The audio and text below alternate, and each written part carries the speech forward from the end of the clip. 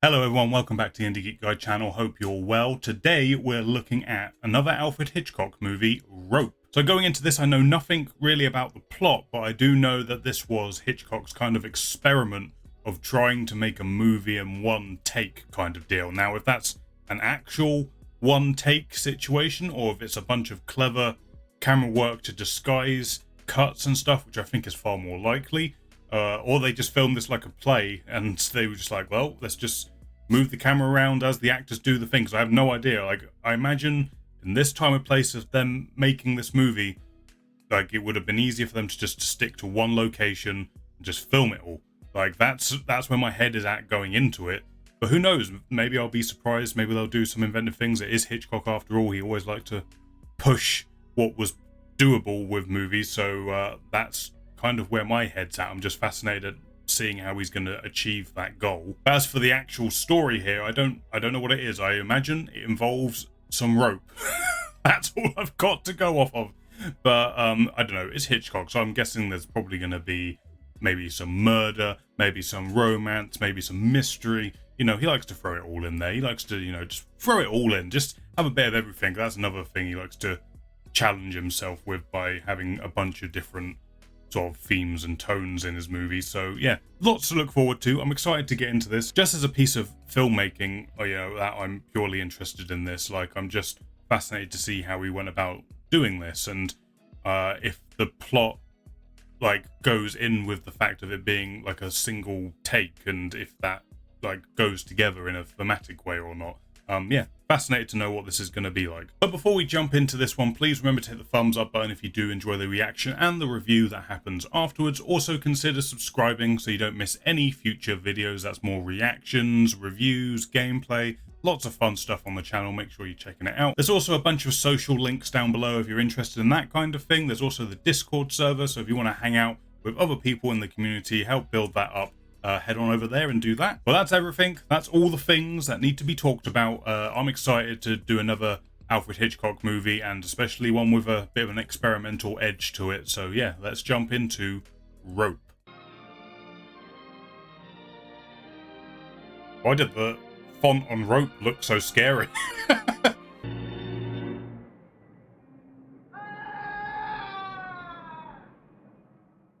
There might be the murder. Oh, oh.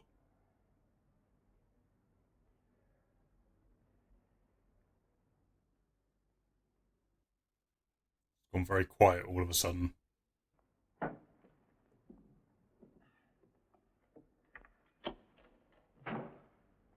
It's the darkness that's got you down.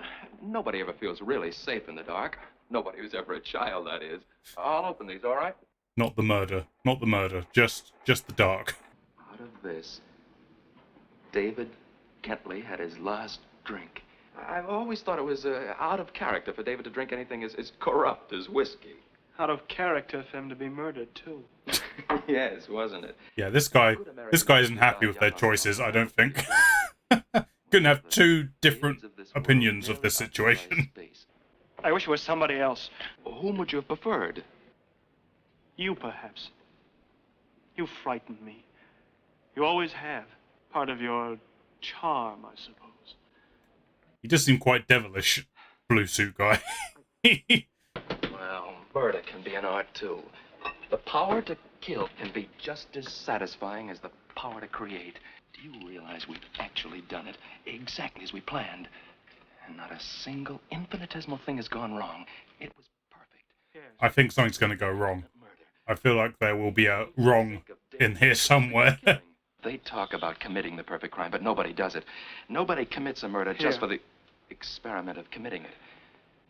They just killed this guy because they just wanted to do it. They were just like, I just want to commit a crime. Let's kill someone. You could have just stole something. Nope, straight to murder. Not that stealing something's any better, but, you know, at least someone's not going to be buried by the end of it. I don't remember feeling very much of anything until his body went limp. I felt tremendously exhilarated. This guy's crazy. How did you feel? This guy's nuts. Brandon, you don't think the party's a mistake, do you? This party will be the most exciting ever given. So they're having a party with a dead body in the other room. We didn't What? have to have them. Is this just stupid? Thought it'd be nice to have supper in here. On this. Oh my god. Isn't it a good idea? This guy is just lapping it up. I don't think I've ever seen a performance of someone just enjoying murder quite so much. What are you worrying about, Philip? Oh, there we go. Oh, Mr. There was a Kennedy, cut. There was a these cut. books. Now, what could be better than to have them laid out neatly on It was a really long take, though, to be fair. easily... This guy's gonna let it slip. He's not gonna be able to handle the pressure. Mr. Ketley's coming to look at these old books I had in the chest.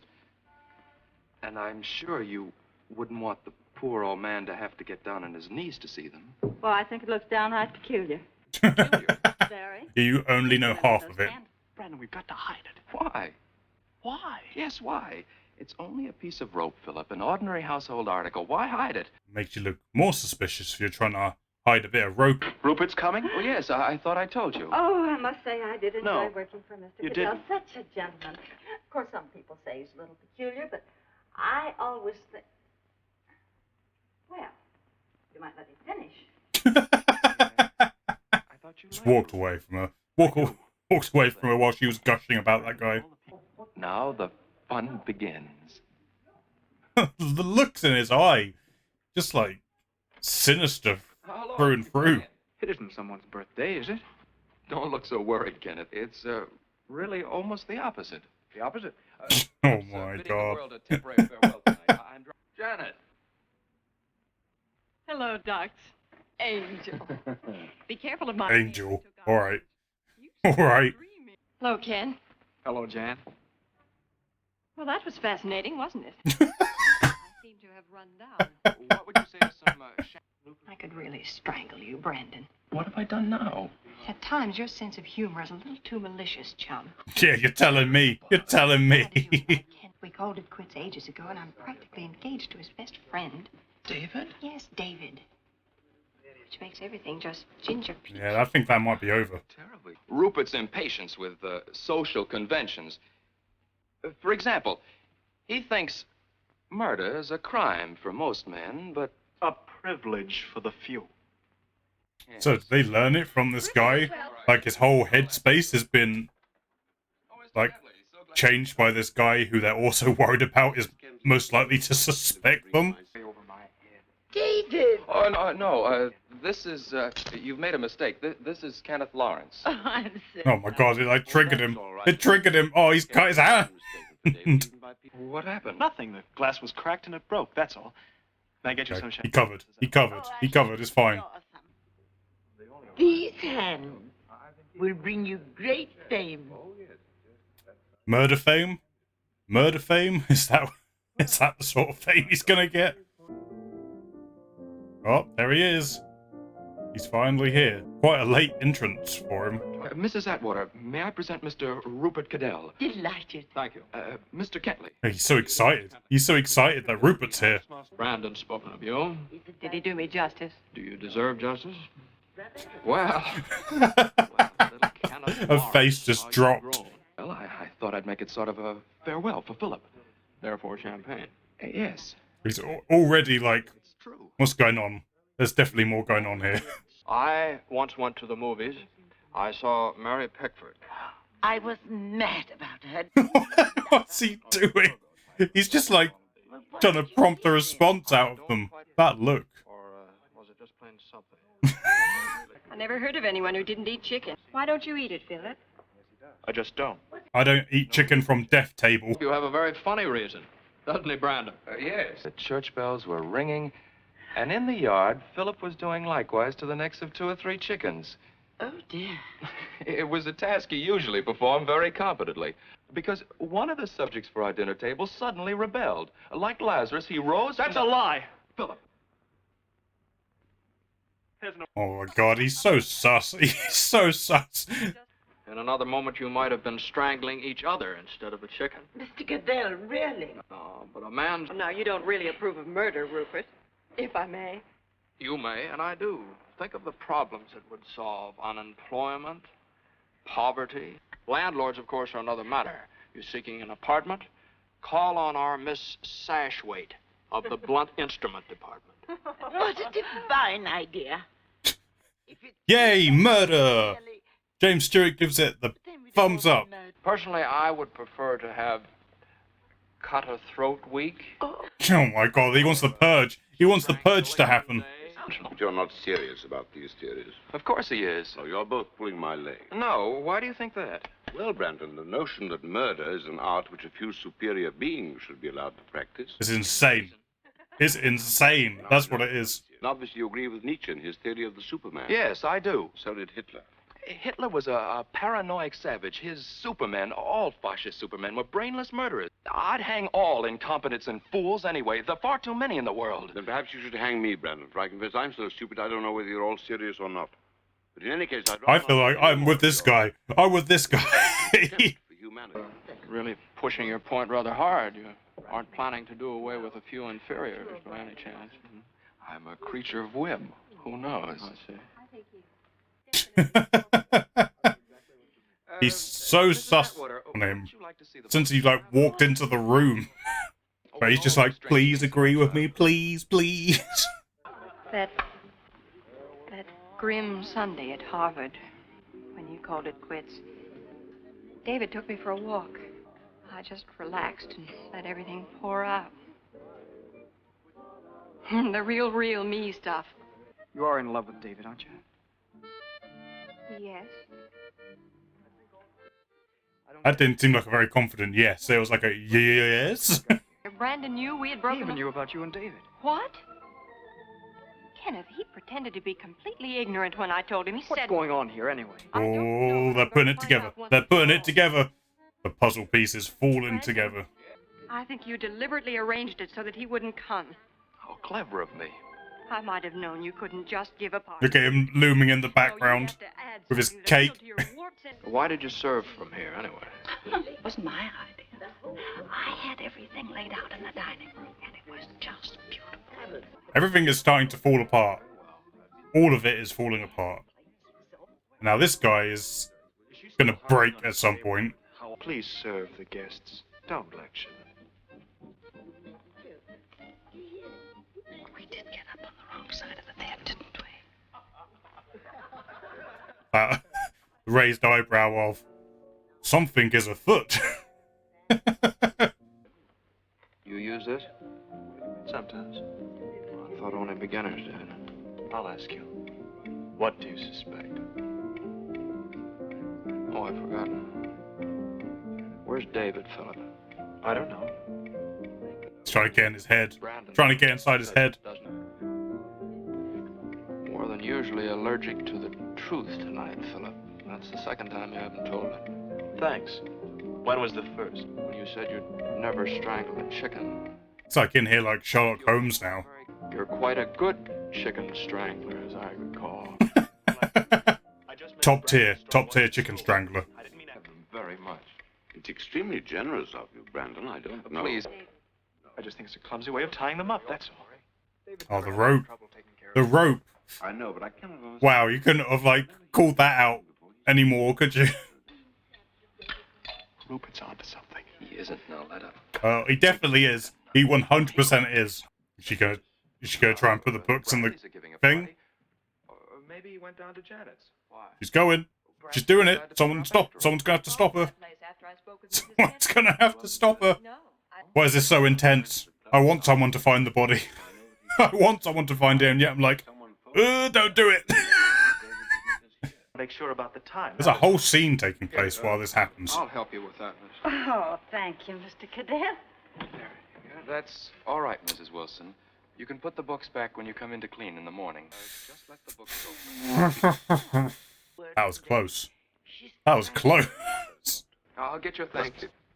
Oh, Mr. Kentley, your books. Oh, yes. Take my murder weapon. Get rid of the evidence. That's not yours. I'm very sorry we had to spoil it. You couldn't possibly. Ah, the clue. He was here. He was here. Good night. Good night. Can I help you with those books, Mr. Kentley? Thanks.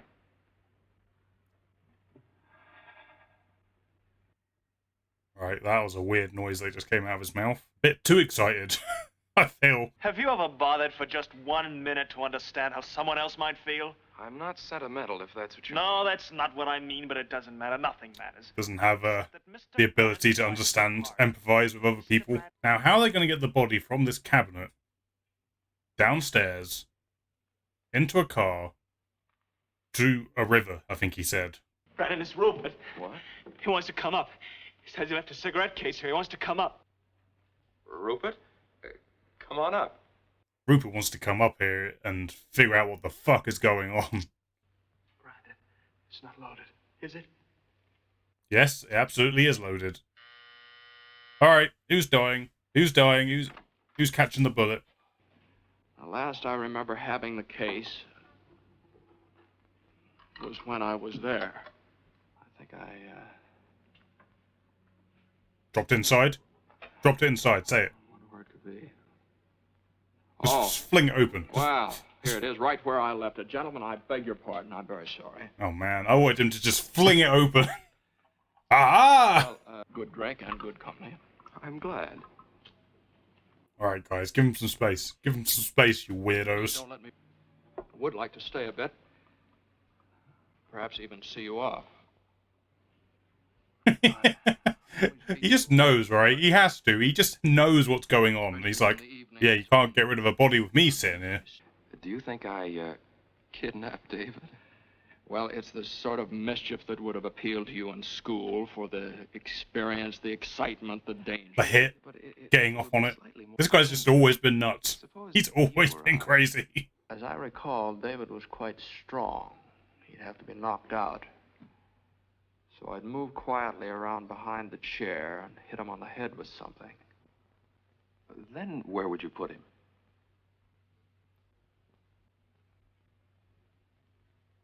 Dun, dun, dun, in the trunk. It's cool how the camera was moving around as he was explaining the hypothetical situation. I don't think for a moment that you kidnapped David, but I never would have mentioned it if it weren't that you seem to be carrying fear of discovery in your pocket. I'm terribly sorry, Rupert. I don't blame you, but, well, here, you can relax. I have Well, that gun is being shot at some point. Like, you can't just play that off like, yeah, I just had a casual gun in my pocket, whatever. But driving with you and Philip now might have an additional element of suspense. He's got it. He's got it. He knows. This is what you wanted, isn't it? Somebody else to know. Somebody else to see how brilliant you are. Yeah, Like that's I his do. downfall. I told He you. needs to brag about it. Oh, no.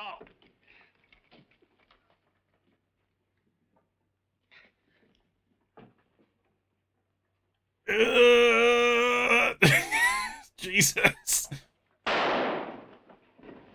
Stupid, babbling drunk. I'm going to look inside that chest. Are you crazy? I hope so. With all my heart, I hope I'm crazy. Rupert, this has nothing to do with... Nope. Got to. Don't. Too smart. To look Too inside smart. that chest. What if he's I not hope in there? You like what you see. What if he's not in there? Wouldn't that be some shit if he's not in there?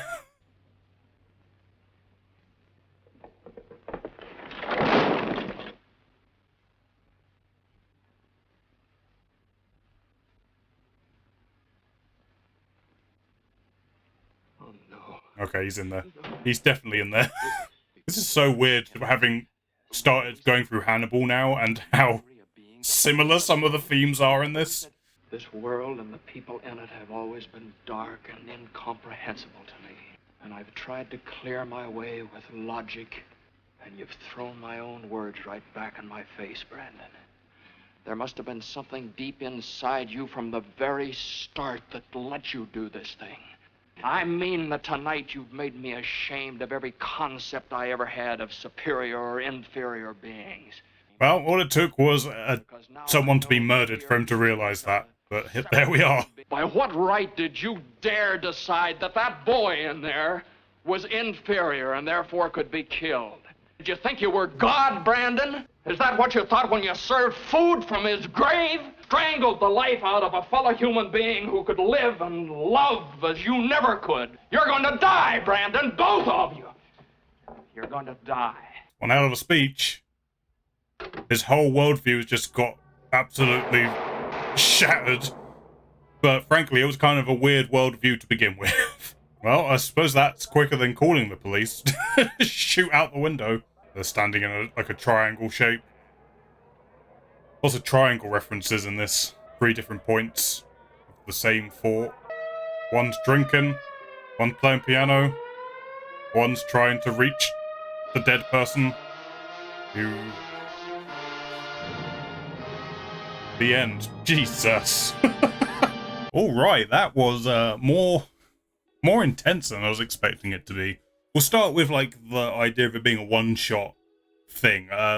Obviously, when this was made, I imagine that being quite a different feel for a movie, but obviously by today's standards, with movies like 1917, Birdman, and other movies that have long one-take sequences, this obviously looks a little bit primitive by comparison, but just looking at it as a movie from when it was made, a hugely challenging, I am sure, especially for the actors, like having to remember great big scenes that they have to perform to perfection in order to get all the nuances and the subtleties through. And then Hitchcock having to try and find ways to move the camera, which is probably a hard job with the cameras that they're working with, to make it all look interesting and to pick up on those performance beats. And, you know, all that stuff was really impressive for obviously when it was being done. And I really, it's just fascinating from a filmmaking point of view to see them just make a stab at it. And yes, the cuts where they clearly stopped to take and moved on to the next thing were really just very obvious, but it was using a method that is still used now in order to achieve it. Obviously, just now we have better technologies to help hide those moments, but, you know, it's just fascinating to see, like, the beginning of those techniques, I suppose, and I think it did a perfectly good job just with in mind of it being done when it was done, and, you know, worked perfectly well. And I think it actually helped. I can see the appeal of wanting to tell this story that way, because it just keeps the momentum going as you're following this whole thing take place, even though I do find it a bit weird that they had a party that lasted like 30-40 minutes, but I guess it was kind of naturally brought short by the worry for where this David guy is, and they're like, we have to go find him, we have to go do this, and that's why it sort of gets cut short. But, you know, that's the only weirdness about it. Like, it just feels like we kind of fast forward a little bit at that ending segment of the party where it's like, okay, we're just wrapping this up and we're going, I guess. So that's where we go. So yeah, I thought it was really cool and interesting to see how they did all of that. And like I say, the actors were top tier in it. Like, the amount of work they're having to do, and I can not imagine how hard it was to film this, or maybe it was easy, I don't know. I mean, I would assume that the actors were probably kind of used to this kind of work, like from stage work and stuff, so maybe it felt more natural to them. But I do wonder, like, from Hitchcock and the crew of the movie, how it was for them, if it was a challenging thing to try and pull off, or if it was just a case of them, we just leave the camera running for this extended period of time. But I imagine there must have been some technology they had to come up with in order to do that. I'm not 100% sure on this, because I'm fairly sure, you know, film cameras, like, they can only run for so long before you have to, like, cut and put in another batch and, you know, go forward. So I imagine everything must have been perfectly timed to meet those beats, or to come under where they could cut and stuff. So, you know, interesting, all of that stuff. As for just the movie and the plot and the performances and the characters as the whole thing went along, like I say, way more intense than what I was expecting, especially towards the end. Also, by the very nature of how it was filmed and how the story was unraveling, there was a lot to unpack very quickly, and these different people who were coming into this party, what their relationship to the David, the dead guy, was, what their relationship to everyone else in the room was, who was meeting for the first time. Relatively, I was able to keep up with all that, but like I say, it was a lot to sort of just unpack very much in the moment. And because the movie is relatively short, it's pacey. It just keeps moving and rattling along, so you don't really get too much chance to breathe, although the whole movie is constantly breathing. It's weird in that it is just letting you just sit in this scene that is unfolding as it takes place, but it just rattles along really quickly. I said it in the reaction, I don't know if it's in the cut, but it's very weird that I've just started doing the reactions for Hannibal, and Hannibal seems to have some very similar themes to this movie. The ideas of, like, someone having a world viewpoint and then sharing that, and the idea of connections with people who are just gone crazy. Like the guy in the blue suit, nuts. He's insane. Like he has no empathy or sympathy for the people around him. He's just interested in manipulating everyone, and to see that unfold, and he takes on this teaching that Rupert, James Stewart's character, is like, yeah, there's inferior and like superior people, and like what's the problem with just murdering the people who are just causing problems for the world? What's the problem with that? And the Rupert character is just looking at this from a strictly logical point of view. It's not a good logical point of view, it would be my argument. And they have the whole speech about comparing that viewpoint to Hitler and what Hitler did, and he argues that, well, Hitler was just a savage, whereas what I'm talking about is logic. And you know, it's this weird, like, when people think they're right, they'll think of anything to justify how right they are. But yeah, that idea of someone looking for an excuse, but then they want people to understand why they think it's acceptable and to make those connections. It's just very similar to what's going on in Hannibal in those reactions. And it's just, I don't know, fortuitous, I guess, that there's this weird crossover between this movie and that TV show as I'm going through it. But I do find that a fascinating just thing to explore in terms of human emotion and connections and all that kind of stuff, especially when it gets to these really dark places, because ultimately this movie is really dark.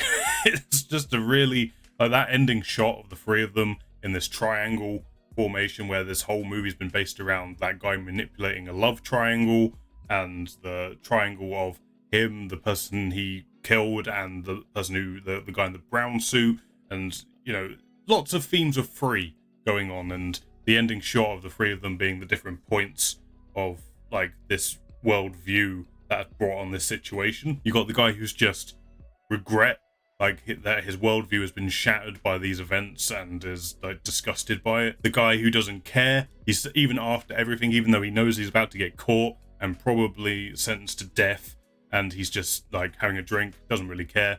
And then you've got the other guy who's just completely broken by everything that's happened. Like he's just trying to play piano. He's just become lost in his own mind. It's just, yeah, it's interesting and a really cool visual thing to end on, where like the theme of the movie was visualized in that moment. Granted, I haven't seen James Stewart in many movies, but he seemed very, like, this performance seemed very, like, it was almost Sherlock Holmesian. Like, the guy is just running off pure logic, and the performance reflected that. Like, in everything, like, everything felt very precise with him. Like, all his movements, every bit of dialogue and how he said it, which was interesting, because the other things I've seen James Stewart do, he's a lot more kind of, like, flappy, I suppose. It's not the best way to describe it, but he's very sort of in the moment and just emotive and reactionary. Here, he seemed very deliberate and to the point, and it was just an interesting, different kind of performance, which I liked. Like I said, it's very Sherlock Holmes-esque is what I got from it. That was the whole vibe I was getting from his character.